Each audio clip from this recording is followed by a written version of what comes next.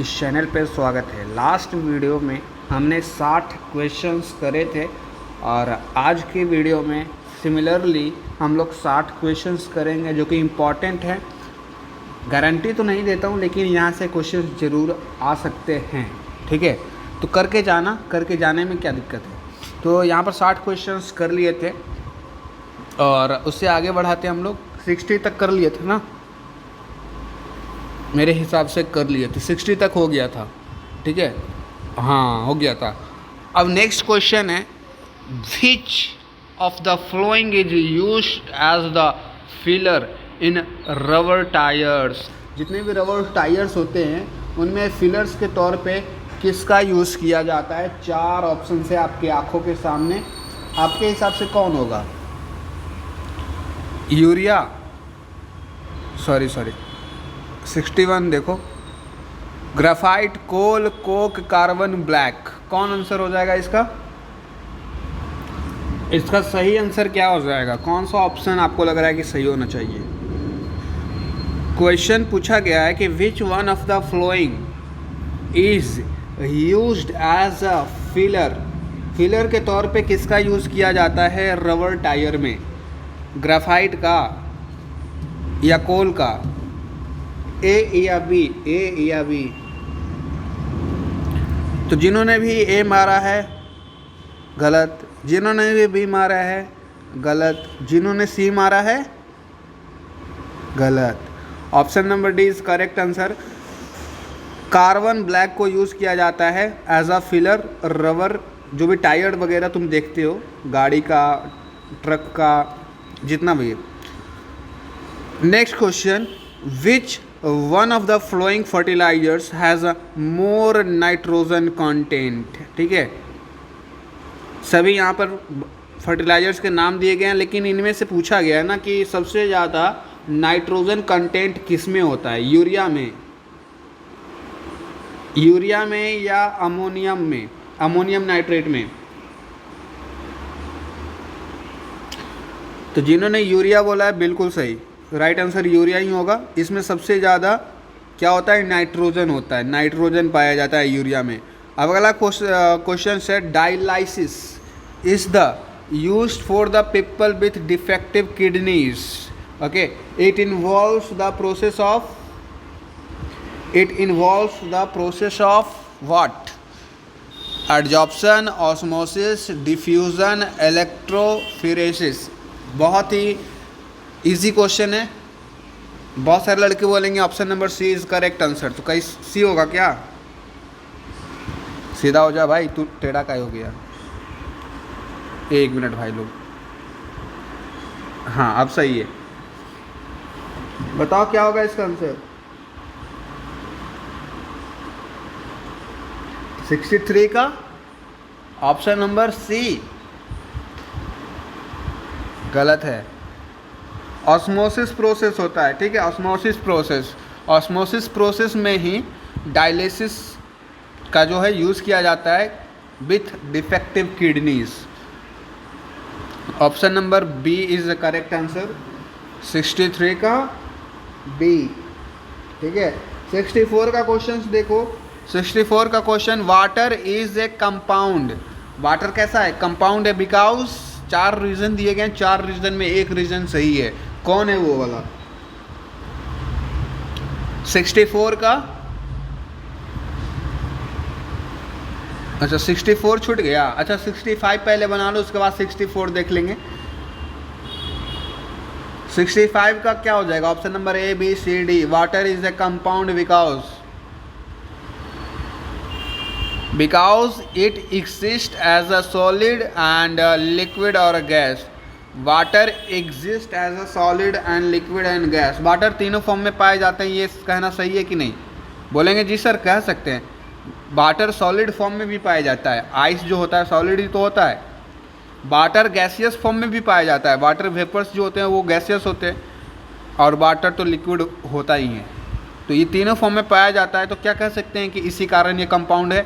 देखो ये चीज़ सही लिखा हुआ है, लेकिन इसके कारण ये कंपाउंड नहीं कहलाता है। इसका रीज़न है ऑप्शन नंबर सी। 65 का ऑप्शन नंबर सी। पढ़ो क्या दिया गया है,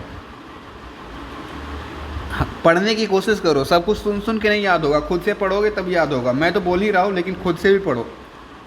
ऑप्शन नंबर सी आंसर है। बोलो एक साथ, पहले ऐसे बोलो, water is a compound because it contains two different elements joined by chemical bond. Water का क्या होता है फॉर्मूला, तो उसमें देखते होगे, it contains two different elements joined by chemical bonds, joined by chemical bonds, that's why इसको compound कहते हैं, केमिकल कंपाउंड। ओके, तो ये हो जाएगा 65 का सी।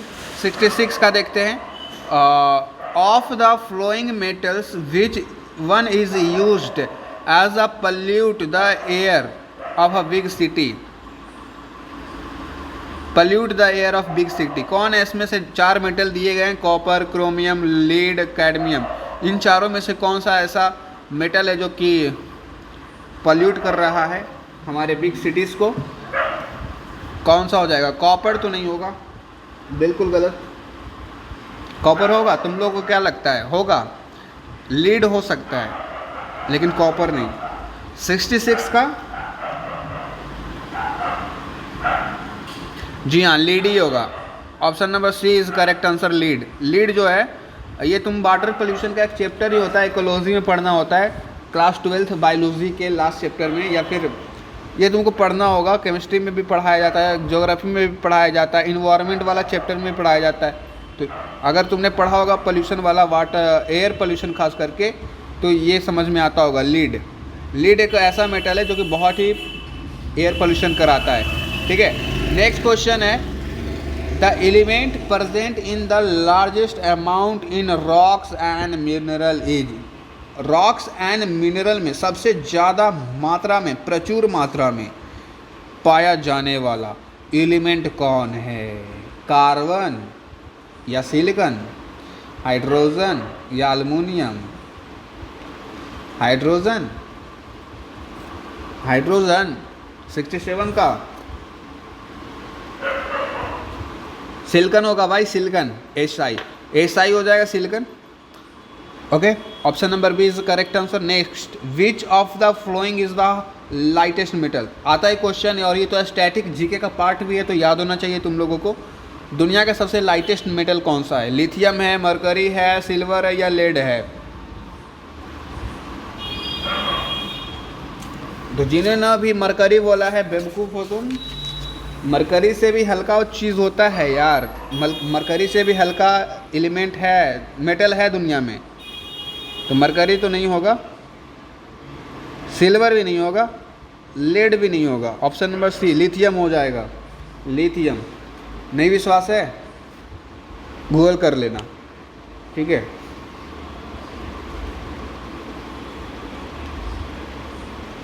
लिथियम हो जाएगा 68 का। जिनको नहीं विश्वास हो रहा है वो उनको जो गूगल बाबा हैं बैठे हुए। The most malleable metal is, सबसे ज़्यादा मेलिएबल मेटल कौन है इन चारों में से? सिल्वर हो जाएगा, एल्युमिनियम हो जाएगा, गोल्ड हो जाएगा, सोडियम हो जाएगा, कौन है? तो सबसे इससे पहले तुमको सबसे पहले मेलिएबल का मतलब समझ लो। बहुत सारे लड़कों हिंदी मीडियम वाले भी देख रहे होंगे तो उनको नहीं पता होगा। तो मेलिएबल क्या होता है ना, जैसे कि कोई भी चीज़ को पीटना, और पीटने पर अगर वो फैल रहा है, उसका शेप बढ़ रहा है, देन वो मेलिएबल है। ठीक है, जैसे कि आप बचपन में क्या करते होंगे, सिक्का ट्रेन के पटरी पे लटका, मतलब छोड़ के चले जाते हैं, ट्रेन आता है चपटा करके चला जाता है, तो वो क्यों हो रहा है? मेलिएबल है, इसी के कारण हो रहा है। ठीक है, तो इसमें से मेलिएबिलिटी सबसे ज़्यादा किसका है वो पूछा जा रहा है। द मोस्ट, मोस्ट मतलब सबसे ज़्यादा किसका? एल्युमिनियम का है कि गोल्ड का है? गोल्ड वगैरह को भी देखते होगे, इतना सारा गहना वगैरह बनता है बिना पीटे, नहीं ना, हैमर वगैरह से करना पड़ता होगा तभी बनता है इतना गहना। एल्युमिनियम हो गया, सेम सोडियम हो गया, तो कौन है 69 का? 69 का गोल्ड हो जाएगा। सबसे ज़्यादा मेलिएबल होता है, इसको सबसे ज़्यादा थूरा जाता है हथौड़ी से, जो भी है इंस्ट्रूमेंट से। बाकी सब भी है लेकिन सबसे ज़्यादा पूछा था तुमसे, मोस्ट मेलिएबल पूछा था, तो मोस्ट मेलिएबल गोल्ड होता है, याद रखना।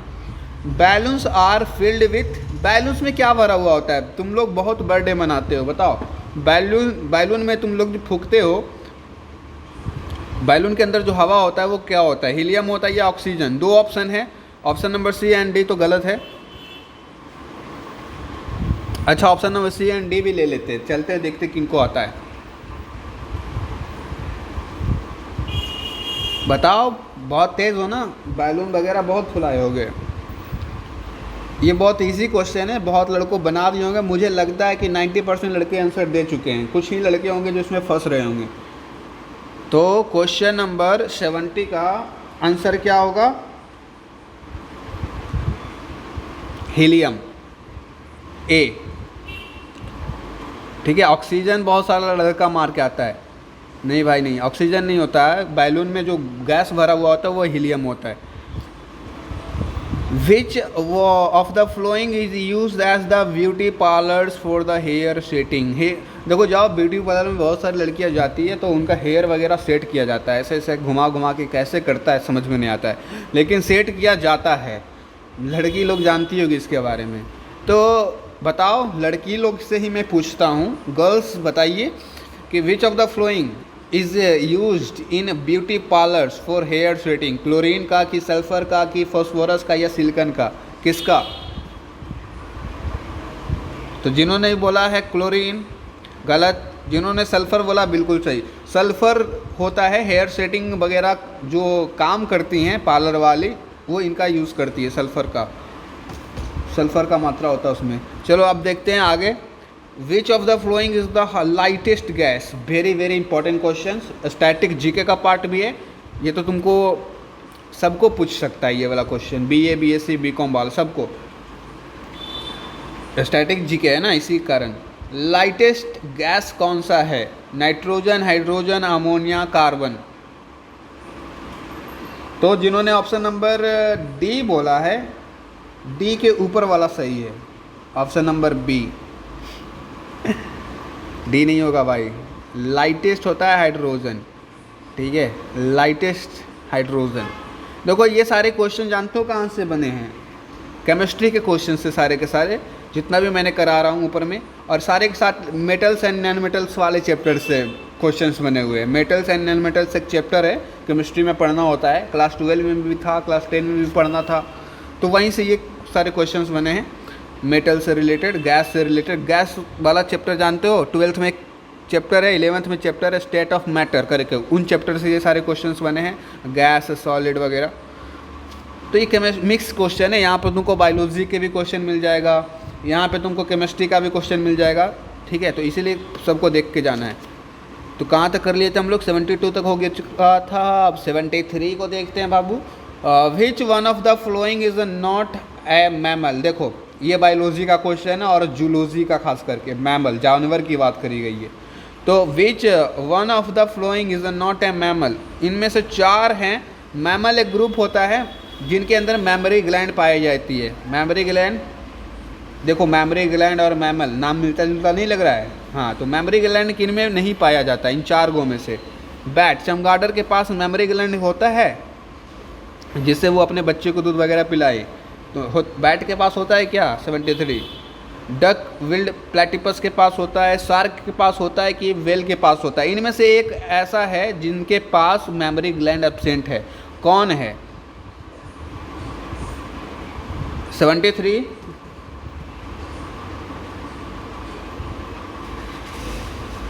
ध्यान रखना, शार्क के पास मेमोरी ग्लैंड एब्सेंट होता है। देखो शार्क मैमल है, एक ऐसा मैमल है जिनके पास मेमोरी ग्लैंड नहीं है, बाकी सबके पास है। बैट के पास भी है, डक विल्ड प्लेटिपस एक स्पेशल टाइप का एनिमल ये भी एक तरीके का मैमल्स है, ठीक है। वेल के पास भी होता है, बस शार्क के पास नहीं होता है। अच्छा, दुनिया का सबसे बड़ा जीव कौन सा है? दुनिया का सबसे बड़ा जीव, आंसर करके बताना, ठीक है। इंक्लूडिंग वाटर में बोल रहा हूँ, ठीक है, हाथी मत मार के आ जाना ठीक है, इंक्लूडिंग वाटर। इन्हीं दोनों में से कोई एक होगा। गैंगेटिक है, ऑप्शन दे देता है, हिंट दे दिया तुमको, गैंगेटिक करके होगा कुछ। मछली है, मछली नहीं बोलेंगे उसको, इतना बड़ा मतलब क्या बोले उसको। अरे हिंट दे दिया ना, गैंगेटिक सर्च करना, वर्ल्ड बिगेस्ट मैमल या एनिमल ऑन अर्थ, गूगल पे आ जाएगा तुम्हारा। The phenomenon by which water molecules moves from a beaker solution to a stronger solution through a semi permeable membrane osmosis. ये तो बहुत पढ़ा है, ये तो 11th में बहुत रट्टा मारा है। ऑस्मोसिस होता है, ध्यान रखना, 74 का option number B is correct answer. Osmosis में क्या होता है कि जो वाटर मॉलिक्यूल्स होता है, बहुत सारे लड़के बोल रहे हैं डिफ्यूज़न भी तो हो सकता है। आप बताओ ए होगा कि बी होगा? कितने लोग ए एंड बी में हैं? आपका क्या कहना है, ए कि बी?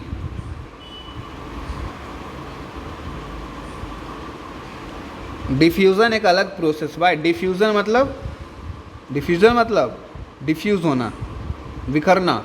ऑस्मोसिस एक, याद रखना, जहाँ पे भी सेमी परमिएबल मेम्ब्रेन की बात करी जाएगी वहाँ पे ऑस्मोसिस की बात होती है, ठीक है? तो याद रखना एक प्रोसेस है, ऑस्मोसिस एक तरीके का प्रोसेस है। इस प्रोसेस में क्या होता है कि जो वाटर मॉलिक्यूल्स होता है वो बीकर सोल्यूशन से स्ट्रॉन्गर सोल्यूशन में ट्रांसफ़र किया जाता है और बीच में सेमी परमिएबल मेम्ब्रेन लगाया दिया जाता है, ठीक है? जैसे कि ये कोई सोल्यूशन है और इधर से इधर जा रहा है, ये सेमी परमिएबल मेम्ब्रेन थोड़ा सा ऐसा छेद रहता है, इधर से इधर चल जाता है, बीक से स्ट्रॉन्ग बन जाता है। देखो लिखा गया है, ये डेफिनेशन ही है एक्चुअली में, ये डेफिनेशन दे दिया और ये उसी का डेफिनेशन पूछा है। The phenomenon by which water molecules move from beaker solution to the stronger solution through a semi permeable is known as osmosis. Definition था ये ऑस्मोसिस का। नेक्स्ट ये क्वेश्चन है तुम्हारा फिजिक्स से। In the human eye the focusing is done by to and fro movement of the eye lens, to and fro movement of the retina, change in the convexity of the eye lens, change in the refractive index of the eye fluids. कौन सा हो जाएगा तुम्हारे according 75 का? याद रखना, to and done by to and from movement of the eye lens, ठीक है? फोकसिंग जो होता है वो movement of the eye lens के द्वारा होता है। Option number A is correct answer 75 का ए। 76 का होगा बी। कैसे? क्योंकि ये भी स्टैटिक जीके है, डायरेक्ट याद करना है तुम लोगों को। याद रहेगा तो बना के आओगे एग्ज़ाम में, नहीं याद रहेगा तो ऐसे ही भुला जाओगे। क्योंकि स्टैटिक जीके में क्या होता है, जिनको याद है वो तो बन जाएगा, जो याद नहीं है तो कोई कंसेप्ट नहीं होता इन सब का, ये सब डायरेक्ट याद करना होता है। तो क्या हो जाएगा? The largest flower in the world is that. ये तो मैंने डाला था आपको शायद अपने कम्युनिटी टैब पे भी, इसको डाला था मैंने, ठीक है? तो बताओ लार्जेस्ट फ्लावर कौन सा है पूरे वर्ल्ड में? सबसे बड़ा फूल जायंट कैक्टस या रैफेलिशिया?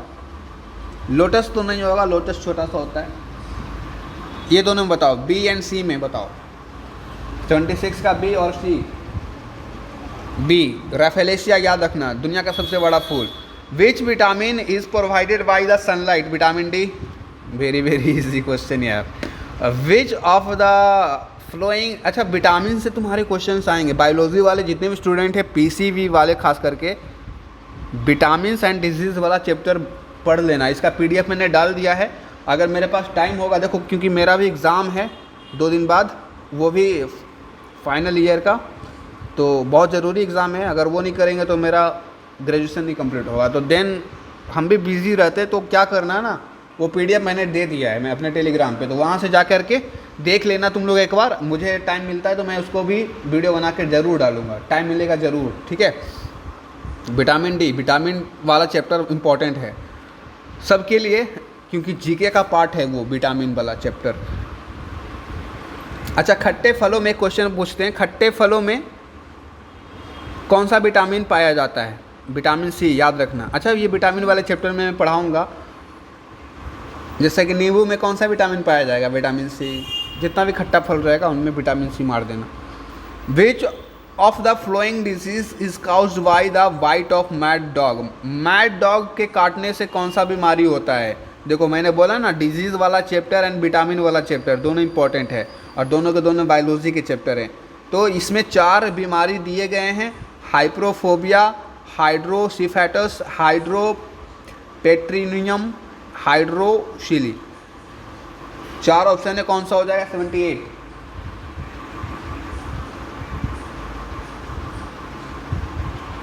78 बी हाइड्रोफोबिया हो जाता है। हाइड्रो मतलब पानी, या फोबिया मतलब उससे डरना, भय होना।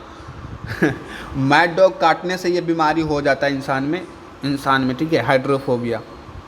चलो, the vitamin which is very liable and easily destroyed during the cooking as well as storage is, एक ऐसा विटामिन है जिसको खाना बनाते बनाते ही मतलब ख़त्म हो जाता है, डिस्ट्रॉय हो जाता है during cooking and as well as in storage. तो वो विटामिन बहुत ही लिएबल होता है, वेरी लिएबल। कौन सा विटामिन है वो? ACK-B6, vitamin B6। 79 vitamin C है, vitamin C. Vitamin C, vitamin C is the vitamin which is very liable and easily destroyed during cooking as well as in storage is vitamin C. Option number C. The compound used in anti-material drug is, ये chemistry का question है, aspirin. ये biology का भी question है। Anti material drug के लिए कौन सा यूज़ किया जाता है? देखो एंटी लगा गया है, एंटी मलेरियल है, सॉरी मैं इसको मटेरियल पढ़ रहा हूँ, मलेरियल। तो मलेरिया में एंटी ड्रग एक यूज़ होता है, मतलब दवा होता है। उस दवा का नाम क्या है? Aspirin, isoperin, chloroquine and neoperin. 80 का। तो याद रखना क्लोरोक्विन होता है। मच्छर वगैरह काट लेगा ना, मलेरिया काट लिया तो क्लोरोक्विन खाना, दवा, ये दवा है क्लोरोक्विन। ड्रग मतलब दवा, वो ड्रग मतलब वो वाला नहीं जो एक्ट्रेस वगैरह खाते हैं। Which of the following test helps in the diagnosis of cancer? ये भी बताना पड़ेगा। अच्छा, कोई कैंसर का मरीज़ रहता है तो उनमें से कोई एक टेस्ट होता है जिससे पता चलता है कि हाँ ये मरीज को कैंसर है कि नहीं है। तो वो कौन सा टेस्ट है? एक्सरे के द्वारा पता चल जाएगा कि उसको कैंसर है कि नहीं है, या ब्लड टेस्ट, या बायोप्सी टेस्ट, या यूरिन टेस्ट। देखो ये सारे टेस्ट हैं, बायोलॉजिकल टेस्ट हैं। और बताओ कौन सा टेस्ट है जिससे पता लग सकता है कि हाँ इंसान के अंदर कैंसर है कि नहीं है? 81। तो सबसे लास्ट वाला बायोप्सी टेस्ट आंसर हो जाएगा। इस टेस्ट को किया जाता है क्या पता करने के लिए? क्या पता करने के लिए? कैंसर। लिखा गया ना, which of the following test helps in the diagnosis of cancer. ये टेस्ट बताता है, डायग्नोसिस करता है। चलो, which of the following vitamin is synthesised in the body by intestinal bacteria. हमारे बॉडी में एक विटामिन प्रेजेंट होता है जो कि सिंथेसाइज किया जाता है, और वो बैक्टीरिया भैया के द्वारा किया जाता है, जो इंटेस्टाइनल बैक्टीरिया उसको कहते हैं, क्योंकि इंटेस्टाइन में प्रेजेंट होता है। तो वो जो इनके द्वारा सिंथेसाइज किया गया हमारे बॉडी में विटामिन, वो विटामिन कौन सा है? 4 ऑप्शन तुम्हारे पास है, vitamin B1, vitamin B4, vitamin D या विटामिन के। विटामिन डी तो नहीं होगा, विटामिन डी नहीं होगा, ये तो सूर्य भगवान का देन है विटामिन डी। 82 का हो जाएगा डी, विटामिन के। ठीक है, अच्छा, which acid is produced when milk gets sour. जब तुम्हारा मिल्क जो होता है वो शोर हो जाता है तो कौन सा एसिड बन जाता है? फट जाता है तुम्हारा मिल्क, खट्टा हो जाता है तुम्हारा मिल्क, तो कौन सा एसिड प्रोड्यूस होता है? 4 एसिड का नाम है, acetic acid, tartaric acid, lactic acid, butyric acid. Butyric acid बोलो, लैक्टिक एसिड सही हो जाएगा इसका answer, lactic, option number C. अगला question, the most important requirement for the people of flood hit area is. बाढ़, फ्लड मतलब बाढ़। तो इनमें से जो देखो क्वेश्चन है, क्वेश्चन को पहले समझो। द मोस्ट इम्पॉर्टेंट रिक्वायरमेंट, उन लोगों का सबसे ज़्यादा ज़रूरी चीज़ क्या है, रिक्वायरमेंट क्या है for the people of flood hit area? Small pox vaccination, small pox vaccination लगा दो क्योंकि बाढ़ आया उनको। BCG इंजेक्शन ये लगा दो क्योंकि बाढ़ से वो ग्रसित हैं। Inoculation against cholera, none of this. तो बाढ़ होता है तो एक चीज़ ज़रूर होता है, इनमें से 3 है, ए बी सी में चूज़ करो, कोई एक सही है। ठीक है, तो देखोगे जहाँ पे भी बाढ़ आता है, जैसे कि बिहार में हो जाए कहीं पे भी, तो वहाँ पे ये वाला काम ज़रूर किया जाता है, इनोक्यूलेशंस अगेंस्ट कोलेरा। बाढ़ आने से कोलेरा आने की जो संभावनाएं होती है वो ज़्यादा हो जाती है, इसीलिए इनोकुलेशन किया जाता है उसके अगेंस्ट। ओके, जब तुम सोते हो, ड्यूरिंग स्लीप्स ए मैन्स ब्लड प्रेशर इंक्रीजेज और डिक्रीजेज। तुम्हारे सोते समय तुम्हारा बीपी हाई होता है कि लो होता है? ए बी सी डी, या फिर रिमेन कांस्टेंट? नहीं, मतलब रिमेन कांस्टेंट मतलब सेम रहता है थ्रू आउट द, सुतल रहो या जगल रहो, बात एक ही है, remain constant.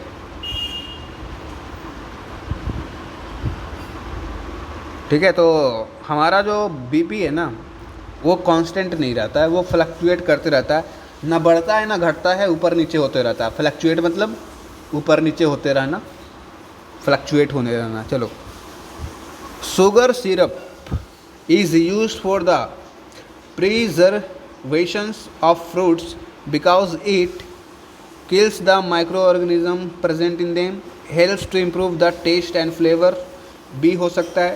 C drains moisture to the inhibit growth of the microorganism। D mixes well with the fruit। B या D? 86 का जिन्होंने B बोला है देखो, प्रिजर्वेशंस है, प्रिजर्वेशंस, इसका काम क्या होता है? टेस्ट बढ़ाना या फ्लेवर बढ़ाना? गलत हो जाएगा, ठीक है। इसका सही आंसर है drain moisture to inhibits growth of micro organisms. Test वगैरह बढ़ाने के लिए स्वीटनर का यूज़ किया जाता है। ठीक है, अब देखते हैं अगला question. Salt is used in our food because, हम लोग खाने में नमक क्यों खाते हैं? बताओ, ये तो जनरल लाइफ क्वेश्चन है, तुम्हारा ज़िंदगी से जुड़ा हुआ।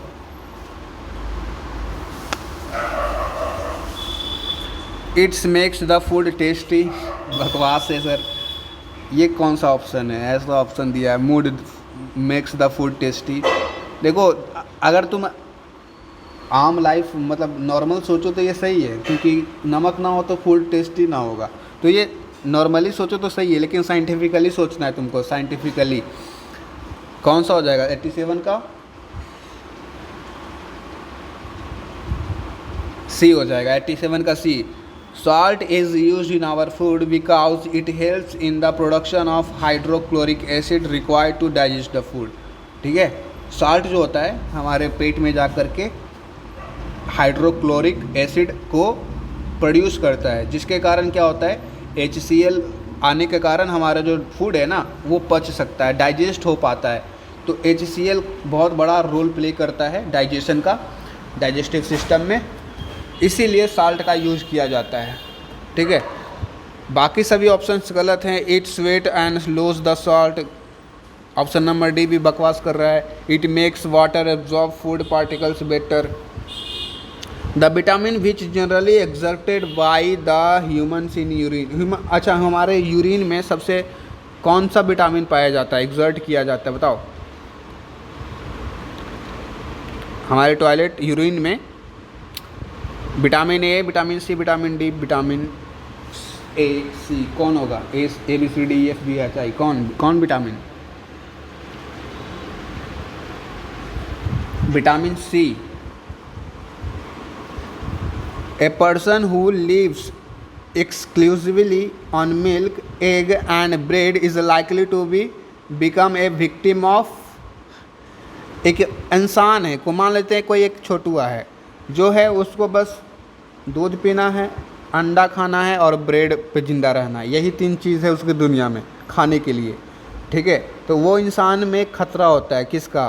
कौन सी बीमारी का? रिकेट्स का, स्कर्वी का, ज़ीरो फैथलेमिया का, और नन ऑफ दिस। ज़ीरो पैथलेमिया क्या हो जाएगा इसका आंसर? 89। 89 का बी हो जाएगा। स्कर्वी बीमारी होने का चांसेस रहता है ऐसे लोगों में, खाली दूध अंडा खाएगा और साथ ही साथ ब्रेड। चलो 89 हो गया। Next question 90, in a rabbit and horse the appendix is very small, helps in digestion of cellulose, has no use, stores foods. क्या है चारों ऑप्शन में?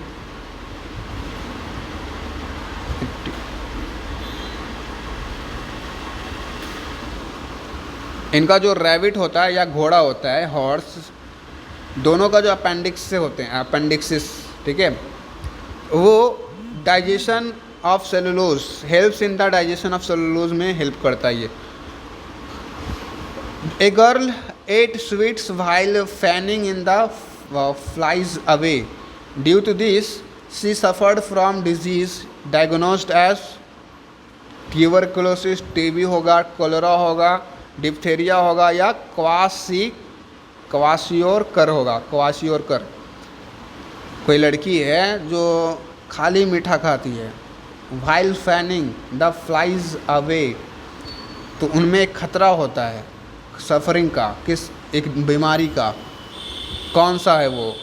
91 का डी हो जाएगा, कोलेरा, कोलेरा होगा, इसको कोलेरा धर लेगा। Calcium content is maximum in, किसमें? 4 तुम्हारे खाने वाली चीज़ दिए गए हैं, ठीक है, बाजरा है, मेज़ है, गेहूँ, व्हीट है, सोरगम है, ये चारों में सबसे ज़्यादा कैल्शियम किन में पाया जाता है? Highest calcium. कैल्शियम की जिनको कमी है तो इनमें से एक चीज़ है वो खाना, तुम्हारा कैल्शियम की कमी दूर हो जाएगी, ठीक है। मेज़ खाया करो, मेज़ खाओगे तुम्हारा कैल्शियम की बॉडी में जो कमी है, डिफिशियंसी है, वो दूर हो जाएगी। Option number B is correct. Which of the following has been found useful in the keeping cholesterol level down. अब कोलेस्ट्रॉल लेवल ज़्यादा तुम खाओगे, तेल वाला चीज़, घी वगैरह, चिपचिपा चीज़, फास्ट फूड, तो कोलेस्ट्रॉल बढ़ेगा, ठीक है। अब उसको कंट्रोल में करने के लिए which of the following has been found useful to keep cholesterol level down, उसको कंट्रोल, कोलेस्ट्रॉल को कंट्रोल करने के लिए इनमें से कौन ऐसा है जो कि हेल्प करता है? तुलसी, तुलसी माता,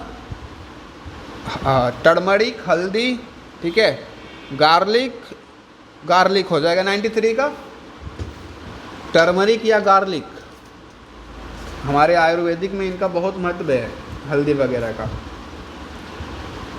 93 का क्या होगा? सी,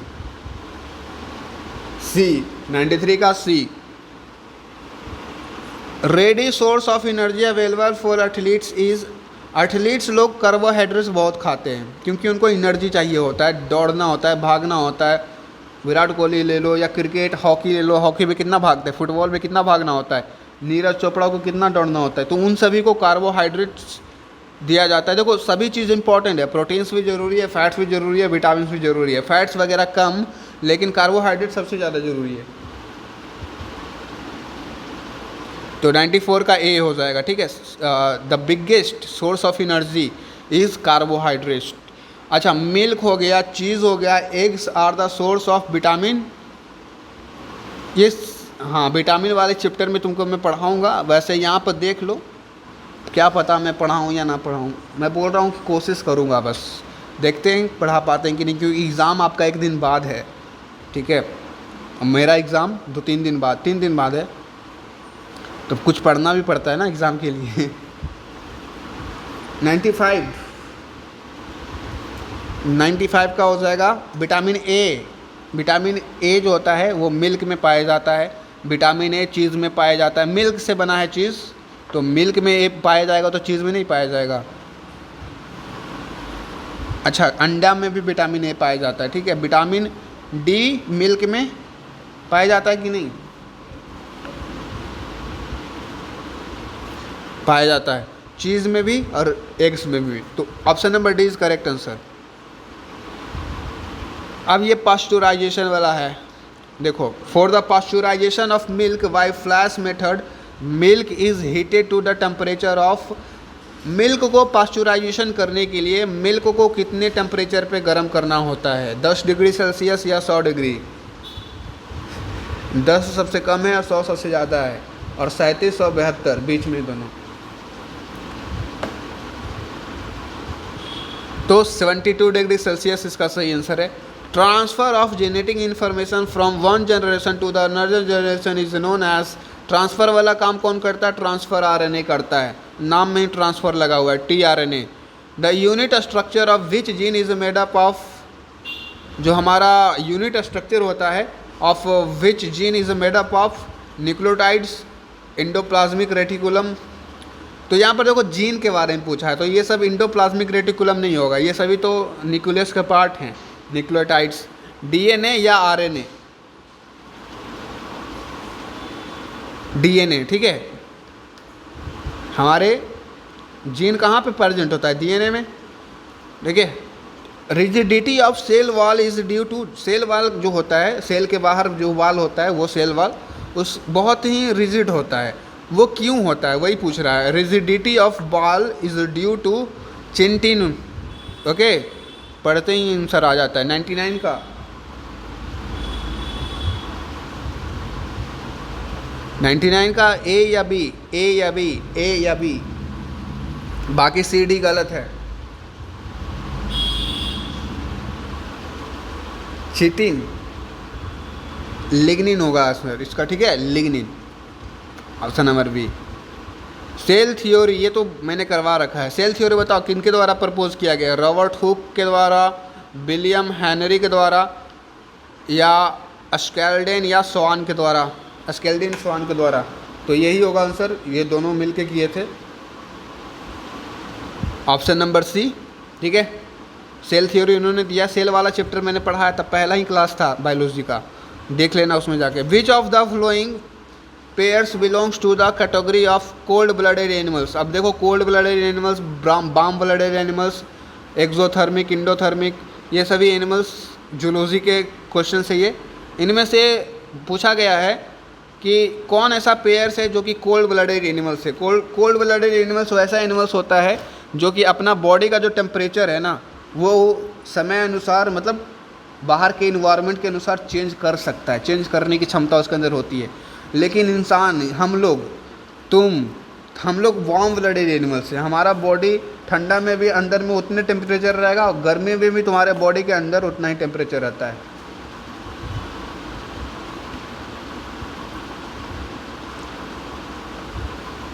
तो 101 का आंसर क्या हो जाएगा? 101 का answer C, frogs and snakes are cold blooded animals. ये इतना ही था ना, 100, 101, अच्छा और भी है, 107 तक है। Which of the following types of wood is specifically used as railway sleepers? Railway sleepers में से कौन ऐसी लकड़ी है जिसका यूज़ किया जाता है स्पेसिफिकली? ठीक है, आइवरी वुड हो गया, ग्रीन हर्ट वुड हो गया, या jarrah and worry.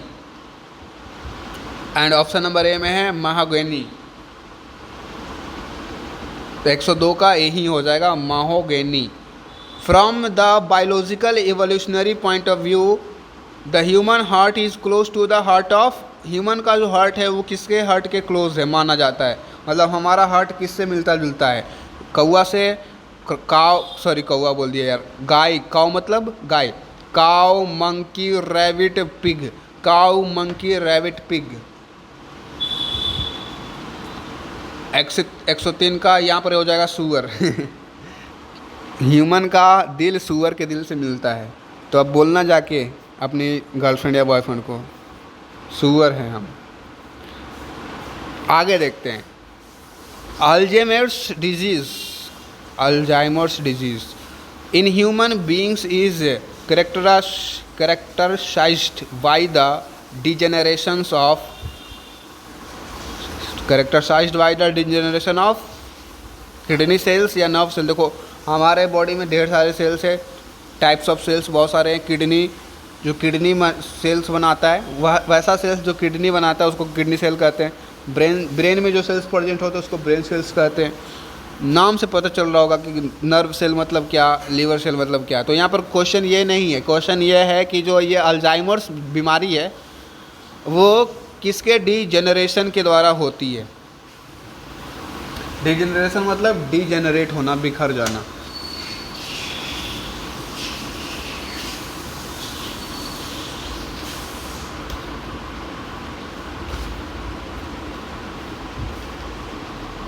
Nerve cell 105 the yellow colour of urine, toilet का जो येलो कलर होता है वो क्यों होता है। Is due to the presence of villi, lymph, cholesterol या यूक्रोम। बताओ।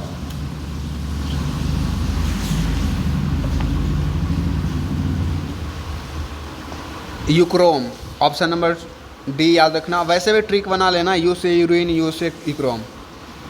चलो, there are approximately dash muscles in human body. हमारे ह्यूमन बॉडी में कितने मसल्स पाए जाते हैं ऑन एन एवरेज? 200, 500, 350 या 700। तो बीच का रास्ता चुनो, बीच का रास्ता कौन सा हो जाएगा? 106 का आंसर 700। ठीक है, जिन्होंने 350 मारा है, बीच का रास्ता चुनने बोला, बीच का रास्ता तुमने चुन भी लिया। अरे 700 होता है। ठीक है। अच्छा, इसके हमारे शरीर में सबसे छोटी हड्डी कौन सी है, सबसे बड़ी हड्डी कौन सी है, एंड हमारे शरीर में कितनी हड्डियां प्रेजेंट होती है, ये तो मैं नहीं लिखूँगा, आपको ये तीनों कमेंट में डालना है। हमारे शरीर के अंदर स्केलेटल सिस्टम में ये पढ़ना था कि हमारे शरीर के अंदर सबसे छोटी हड्डी कौन सा है। मैं हिंट दे देता हूँ, एप से होगा। सबसे बड़ी हड्डी कौन सा है? जांघ की हड्डी को बोलते हैं। उसको क्या बोलते हैं तुमको कमेंट करना है। एंड हमारे शरीर में टोटल कितनी हड्डियां हैं। ठीक है। और टिश्यू वाला चैप्टर भी देख के चले जाना एग्ज़ाम में एक बार। कनेक्टिव टिश्यू एंड ढेर सारे टिश्यूज़ के टाइप्स होते हैं। ये हमारा ये चैप्टर ख़त्म हुआ। ये जो था प्रैक्टिस करना क्वेश्चंस, वो ख़त्म हुआ। इतना ही करना था। आई होप अच्छा लगा होगा। आप लोग अच्छे से पढ़ाई करिए और एग्ज़ाम की तैयारी करिए। ठीक है। PDF वगैरह इंपॉर्टेंट नोटिस आप लोग के लिए मेरे टेलीग्राम पे जाना। मैंने इंपॉर्टेंट क्वेश्चंस के PDF डाल रखे हैं, BSc के एंट्रेंस के एंड BA के। BCom का मैंने नहीं डाला क्योंकि BCom का मुझे उतना आइडिया नहीं है और BCom मुझे बुझाता भी नहीं है। तो BSc एंड BA वालों के लिए PDF डाले गए हैं, तो जाके एक बार ज़रूर चेक करना भाई लोग।